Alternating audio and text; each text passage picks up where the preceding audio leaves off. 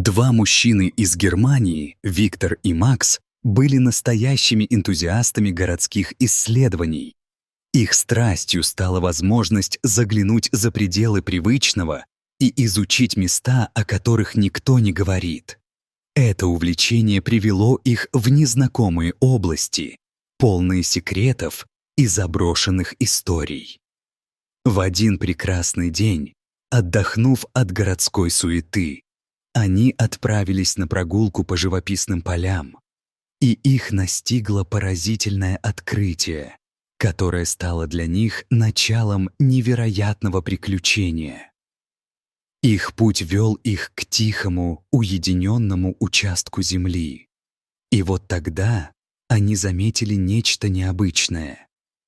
Две ржавые трубы, торчащие из земли, у черта на куличках. Ситуация выглядела так, словно они наткнулись на нечто почти мистическое, словно сами трубы ждали, когда их кто-то воспрянет к жизни. Это открытие сразу же заинтриговало мужчин и разжигало в них желание исследовать. То, что они могли узнать о прошлом этого места, обещало быть захватывающим. После того, как они тщательно изучили трубы и обсуждали, что же это может быть, Виктор заметил, что совсем недалеко виден вход в какие-то подземные помещения. Найти его оказалось не так сложно. Он находился примерно в 100 метрах от труб, окруженный высокими хвойными деревьями, которые придавали окружающему пространству некий таинственный вид. Однако вход был закрыт старой деревянной крышкой. Взяв с собой лом, они с легкостью приоткрыли ее, и их ожидало нечто удивительное. За деревянной крышкой скрывалась железная дверь, но, к их сожалению, замок был сломан, и они не могли попасть внутрь. Однако этот барьер лишь подогревал их интерес. «Мы можем попробовать открыть ее», — предложил Виктор, и его глаза горели от волнения. Дверь казалась непримечательной, но скрывала за собой множество тайн. Мужчины обменялись взглядами и решили, что их нужно открыть. Они понимали, что переход через этот порог может открыть двери в совершенно другой мир. Когда они переступили через порог, то оказались в бесконечных больничных коридорах, которые были только началом их путешествия. Полы были холодными и жесткими, отражая свет фонариков, направленных в темноту впереди. Каждый шаг создавал эхо, которое усиливало ощущение безвременья. Это пространство напоминало изолятор, забытое время и оставшиеся удачи. Для них акустика была одной из самых завораживающих особенностей этого места. Малейший звук отзывался как предупреждение, а сама атмосфера была наполнена тайной.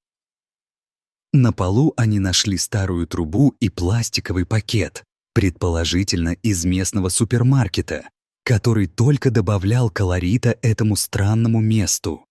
Эти простые находки являлись конструкцией, которые связывали различные временные линии. Кто-то ведь покупал там продукты. И как долго этот пакет пролежал здесь?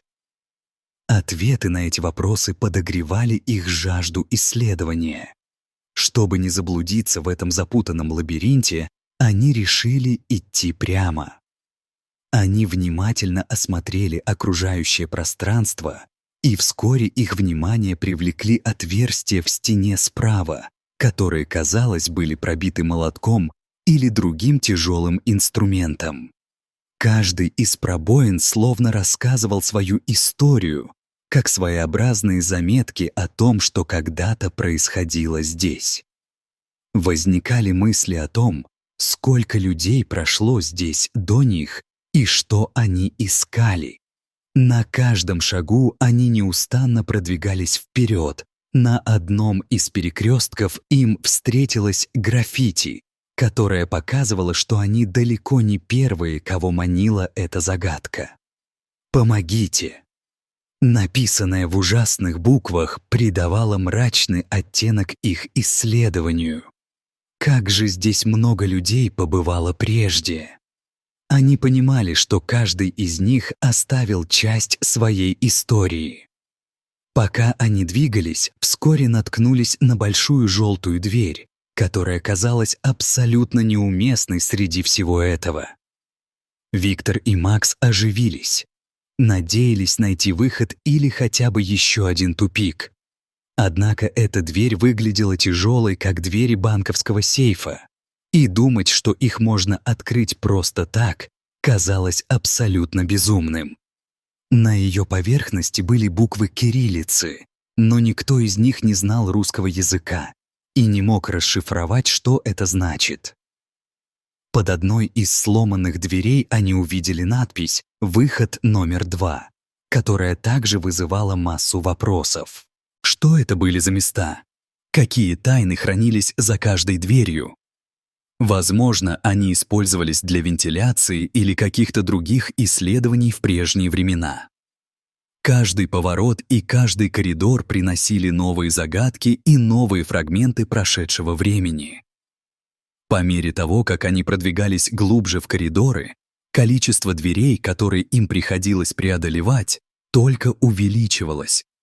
Высота потолка менялась, пространство расширялось и сужалось, что создавало уникальную атмосферу. Они могли видеть, сколько тяжелых преград ожидало любого, кто пытался проникнуть в этот лабиринт, и это добавляло мрачной нотки к их ощущению. Исследуя дальше, их внимание привлекла надпись «Привет, сатана, я люблю тебя». Это и не потребовалось им, чтобы еще больше удивиться, уставившись на промасленные стены. На самом деле не требовалось особых знаний, чтобы понять, что такое граффити не создавалось безумной фантазией одиночки. Ужасавшие записки на стенах только углубляли их тревогу, но в то же время возбуждали их интерес. Вскоре они решили вернуться к коридору слева от входа, как будто это пространство притягивало их. Эти стены казались массивными и сделанными из свинца. Так они продолжили двигаться, переполняемые смесью страха и восторга. Они могли лишь догадываться о том, что скрывается за следующими поворотами. На стене мужчины заметили маленькую красную цифру 2011 и указывающую на нечто еще. Странную картину черными линиями на заднем плане. Пройдя еще несколько поворотов, они вышли в затопленную зону, которая располагалась на одну ступень ниже. Вода медленно заполняла пространство, и они в ожидании и настороженности просунули головы, чтобы сделать несколько фотографий. Комната, в которую они попали, была больше, но ее пол, как и все вокруг, был затоплен. Все пространство казалось слегка наклоненным, создавая иллюзию, будто Земля пыталась опрокинуть все на своей поверхности. Они продолжали замечать еще одну вентиляционную трубу, которая проходила рядом с дверью. Ее формы были странными, будто продолжали дуть потоки ветра. В этот момент один из исследователей, Макс, неожиданно запаниковал. Его внезапно испугал силуэт груды обломков, напоминавший скорчившегося или сидящего человека. «Ты видишь это?» — прошептал он, показывая на тень, которая, несомненно, показалась им пугающей и странной. Собравшись с силами, они продолжили двигаться дальше, отодвигая страх в сторону. После очередного наводнения они столкнулись с еще одним непроходимым коридором, который угрожающе смеялся над их стремлением найти выход. Каждый шаг возвращал их в настоящую реальность, но отошло в тени их опасения, и только раньше они уже проходили в ту сторону, откуда пришли, когда Виктор наткнулся на жуткое сокровище. Это была самая большая комната на данный момент, Но ее вид был ограничен только маленькими квадратными отверстиями в стенах. Виктор, стараясь сделать лучшие снимки, использовал камеру, чтобы попробовать захватить то, что его поражало. На заднем плане на стене, прямо под трубами на потолке, вновь создавались узкие щели, которые нельзя было оставить без внимания. В одной из крошечных щелей они нашли перчатки, оставленные кем-то из исследователей. К счастью, они не увидели чего-то большего, и это немного успокаивало. Но в пятне грязи они заметили случайный ботинок. Как будто оставшиеся в забвении шаги когда-то приехали сюда, но остались лишь в виде заброшенных вещей. И еще один момент литературы, которая уговаривала о том, что на полу была табличка с надписью «Не подходите». Она выглядела как последнее предупреждение. Никакой безопасности здесь нет. Шипы, торчащие из стен, были похожи на сосульки, но Виктор понимал, что это, скорее всего, было какое-то минеральное явление, которое когда-то создало опасные образования. Но вскоре камера выключилась, словно сама заметила, что этого достаточно, и Виктор с Максом решили, что пришло время возвратиться к входу. Они направились обратно. Их умы были полны невероятных рассказов о том, что они видели.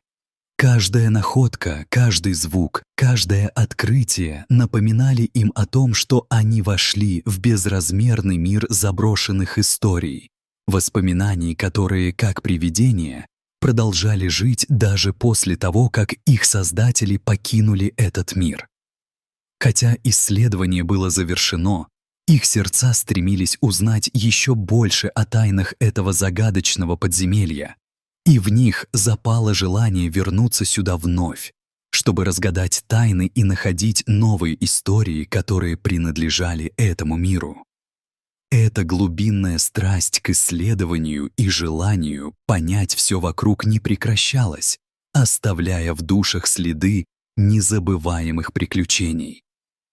Таким образом, смело открывая двери прошлого и раскрывая их тайны, Виктор и Макс стали частью легенды самих заброшенных мест.